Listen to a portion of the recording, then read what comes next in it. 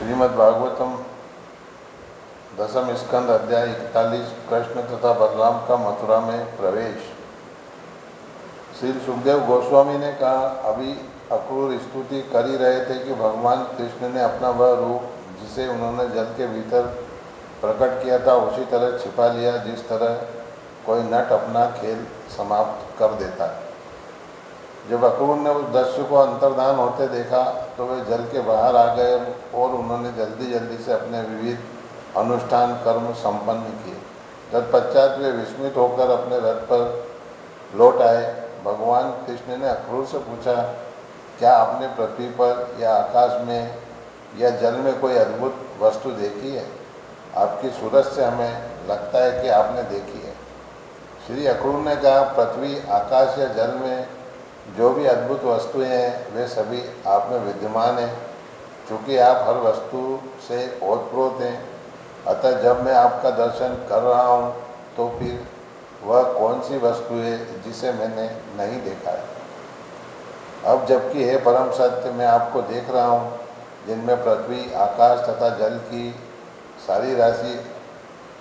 की सारी अद्भुत वस्तुएं निवास करती है, तो फिर भला मैं इस जगत में और कौन सी अद्भुत वस्तुएं देख सकता था?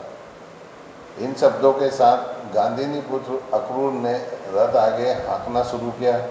दिन ढलते ढलते वे भगवान बलराम तथा भगवान कृष्ण को लेकर मथुरा जा पहुँचे। ये राजन, वे मार्ग में जहाँ जहाँ से गुजरते गांव के लोग पास आकर वसुदेव के इन दोनों पुत्रों को बड़े ही हर्ष से निहारते। वस्तुतः ग्रामीण जन उनसे अपनी दृष्टि हटा नहीं पाते थे। नंद महाराज तथा वृंदावन के अन्य वासी रथ से पहले ही मथुरा पहुंच गए थे और कृष्ण तथा बलराम की प्रतीक्षा करने के लिए नगर के बाहरी उद्यान में रुके हुए थे। नंद तथा अन्य लोगों से मिलने के बाद ब्रह्मांड के नियंता भगवान कृष्ण ने विनीत अक्रूर के हाथ को अपने हाथ में लेकर हंसते हुए इस प्रकार कहा। भगवान कृष्ण ने कहा, आप रथ लेकर हमसे पहले नगरी में प्रवेश करें, तत्पश्चात आप अपने घर जाएं। हम यहाँ कुछ समय तक ठहर कर बाद में नगरी देखने जाएंगे। श्री अक्रूर ने कहा, हे प्रभु, मैं आप दोनों के बिना मथुरा में प्रवेश नहीं करूँगा। हे नाथ, मैं आपका भक्त हूँ, अतः यह उचित नहीं होगा कि आप मेरा परित्याग कर दें, क्योंकि आप अपने भक्तों के प्रति सदैव वत्सल रहते हैं। हे मित्र श्रेष्ठ, हे देवी प्रभु, आप अपने बड़े भाई ग्वाल वालों तथा अपने संगियों समेत मेरे घर चलिए और मुझे कृतार्थ कीजिए। मैं विधिवत यज्ञों का पालन करने वाला सामान्य गृहस्थ हूँ। आप अपने चरण कमलों की धूलि से मेरे घर को पवित्र कीजिए। आपकी इस शुद्धि कर्म से मेरे पितर, यज्ञ अग्नियाँ तथा सारे देवता तुष्ट हो जाएंगे।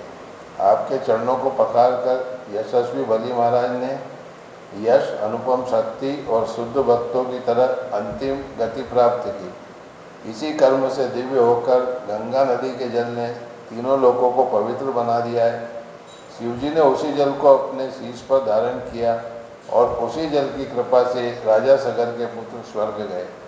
हे देवों के देव, हे जगन्नाथ, हे यदुश्रेष्ठ, हे पुण्य श्लोक, हे परम नारायण भगवान, आपके यश को सुनना और गायन करना अत्यंत पवित्र है।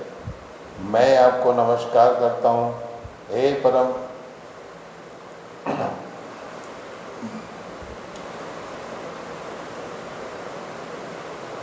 परमेश्वर ने कहा, मैं अपने बड़े भाई के साथ आपके घर आऊँगा, किंतु पहले मुझे यदु जाति के शत्रु को मारकर अपने मित्रों तथा शुभ चिंतकों को तुष्ट करना है। श्री सुखदेव गोस्वामी ने कहा, भगवान द्वारा ऐसे संबोधित किए जाने पर अक्रूर ने भारी मन से नगर में प्रविष्ट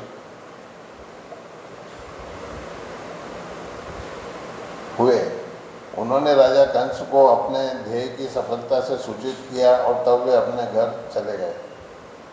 भगवान कृष्ण मथुरा देखना चाहते थे, अतः संध्या समय अपने साथ बलराम तथा ग्वाल बालों को लेकर उन्होंने नगर में प्रवेश किया। भगवान ने देखा, मथुरा के ऊंचे ऊंचे दरवाजे तथा घरों के प्रवेश द्वार स्फटिक के बने हैं। इसके विशाल तोरण तथा मुख्य द्वार सोने के हैं। इसके अन्य गोदाम तथा अन्य भंडार तांबे तथा पीतल के बने और इसकी परिखा खाई अप्रवेश्य है। मनोहर उद्यान तथा उपवन इस शहर की शोभा बढ़ा रहे थे। मुख्य चौराहे सोने से बनाए गए थे और इसके भवनों के साथ निजी विश्राम उद्यान थे। साथ ही व्यापारिकों के सभा भवन तथा अनेक अन्य भवन थे।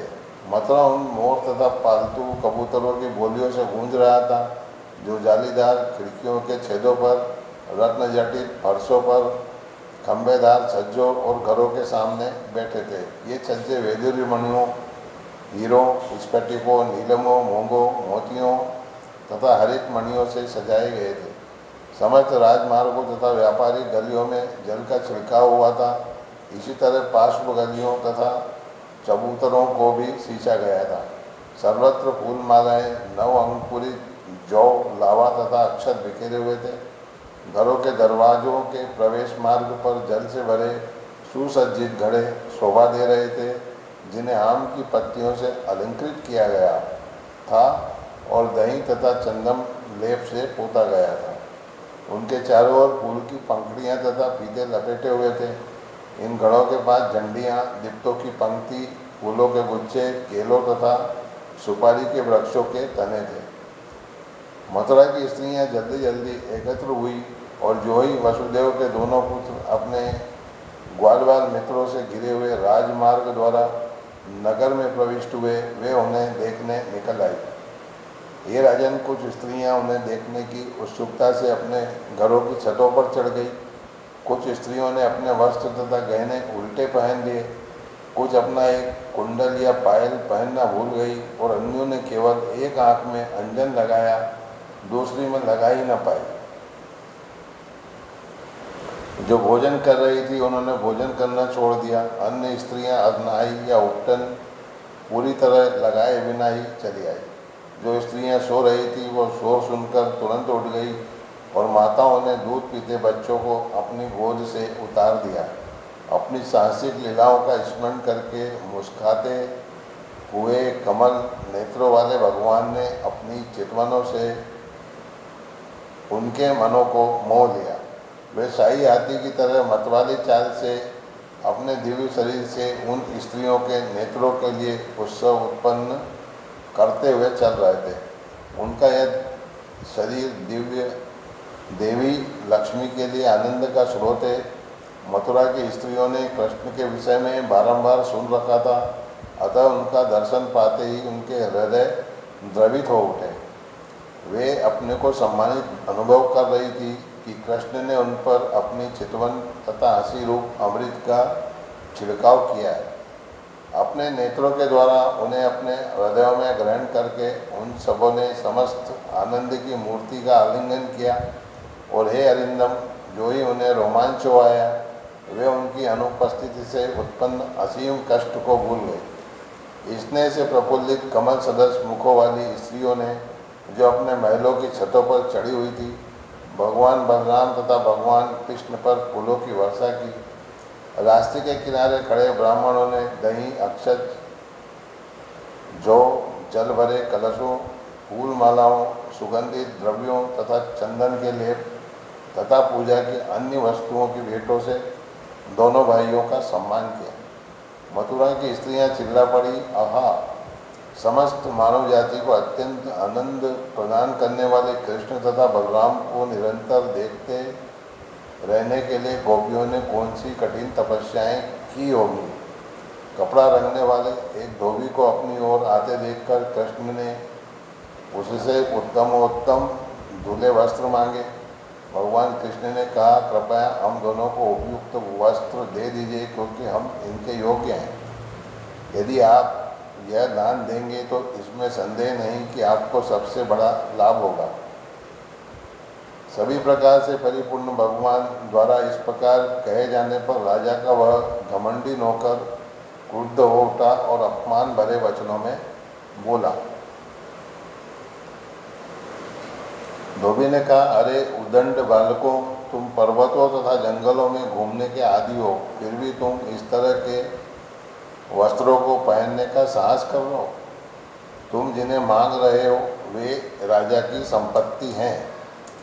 यदि तुम जीवित रहना चाहते हो तो इस तरह मत मांगो और यहाँ से तुरंत निकल जाओ। जब कोई अत्यधिक उच्छृंखल हो जाता है तो राजा के कर्मचारी उसे बंदी बना लेते हैं और जान से मार डालते हैं और उसकी सारी संपत्ति छीन लेते हैं। जब वह धोबी इस तरह बहकी बातें बोला तो देवकी पुत्र क्रुद्ध हो उठे और उन्होंने अंगुलियों के अग्रभाग से ही उसका सिर अलग कर दिया। धोबी के नौकरों ने वस्त्रों के गट्ठर गिरा दिए और मार्ग से भागकर चारों ओर तितर बितर हो गए।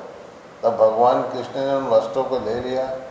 कृष्ण तथा बलराम ने अपनी मनपसंद वस्त्रों की जोड़ी पहन ली और तब कृष्ण ने शेष वस्त्रों को बाल बालों में वितरित करते हुए कुछ को भूमि पर बिखेर दिया। तत्पश्चात एक बुनकर आया और दोनों विभूतियों के प्रति स्नेह से वशीभूत होकर विविध रंगों वाले वस्त्र आभूषणों से उनकी पोशाकें सजा दी। कृष्ण तथा बलराम अद्भुत रीति से सजाई गई विशिष्ट पोशाक में शोभायमान दिखने लगे। वे उत्सव के समय सजाए गए श्वेत तथा श्याम हाथी के बच्चों की जोड़ी के समान लग रहे थे। उस बुनकर से प्रसन्न होकर भगवान कृष्ण ने उसे आशीर्वाद दिया कि वह मृत्यु के बाद भगवान जैसा स्वरूप प्राप्त करके मोक्ष प्राप्त करे और जब तक इस लोक में रहे तब तक वह परम ऐश्वर्य, शारीरिक बल, प्रभाव, स्मृति तथा इंद्रिय शक्ति का भोग करे। तत्पश्चात दोनों भाई सुदामा माली के घर गए। जब सुदामा ने देखा तो वह तुरंत खड़ा हो गया और भूमि पर मस्तक नवाकर उसने उन्हें प्रणाम किया। उसने आसन प्रदान करके तथा उनके पांव पखार कर सुदामा ने उनकी तथा उनके साथियों की अर्घ्य, माला, पान, चंदन लेप तथा अन्य उपहारों के साथ पूजा की। सुदामा ने कहा, हे प्रभु, अब मेरा जन्म पवित्र हो गया और मेरा परिवार निष्कलुष हो गया। चूँकि अब आप दोनों मेरे यहाँ आए हैं, अतः मेरे पितर, देवता तथा ऋषिगण सभी मुझसे निश्चय ही संतुष्ट हुए। आप दोनों भगवान इस समय संपूर्ण ब्रह्मांड के परम कारण हैं। इस जगत को भरण पोषण तथा समृद्धि प्रदान करने के लिए आप अपने अंशों समेत अवतरित हुए। चूँकि आप शुभ चिंतक, मित्र तथा संपूर्ण ब्रह्मांड के परमात्मा हैं, अतः आप सबों को निष्पक्ष दृष्टि से देखते हैं। यद्यपि आप अपने भक्तों से प्रेमपूर्ण पूजा का आदान प्रदान करते हैं, फिर भी आप समस्त प्राणियों पर सदा संभाव रखते हैं। कृपया अपने इस दास को जो आप चाहते हैं वह करने का आदेश दें। आपके द्वारा किसी सेवा में लगाया जाना किसी के लिए भी महान वरदान है। श्री सुखदेव गोस्वामी ने आगे कहा, हे राजाओं में श्रेष्ठ। ये शब्द कहकर सुदामा ने यह जान लिया कि कृष्ण तथा बलराम क्या चाह रहे थे। इस तरह उसने अतीव प्रसन्नता पूर्वक उन्हें ताजे सुगंधित फूलों की मालाएं अर्पित की। इन मालाओं से सुसज्जित होकर कृष्ण तथा बलराम अतीव प्रसन्न हुए और उसी तरह उनके संगी भी। तब दोनों विभूतियों ने अपने समक्ष शरणागत सुदामा को उसके मन वांछित वर प्रदान किए। सुदामा ने समस्त जगत के परमात्मा कृष्ण की अचल भक्ति, उनके भक्तों के साथ मित्रता तथा समस्त जीवों के प्रति दया को चुना।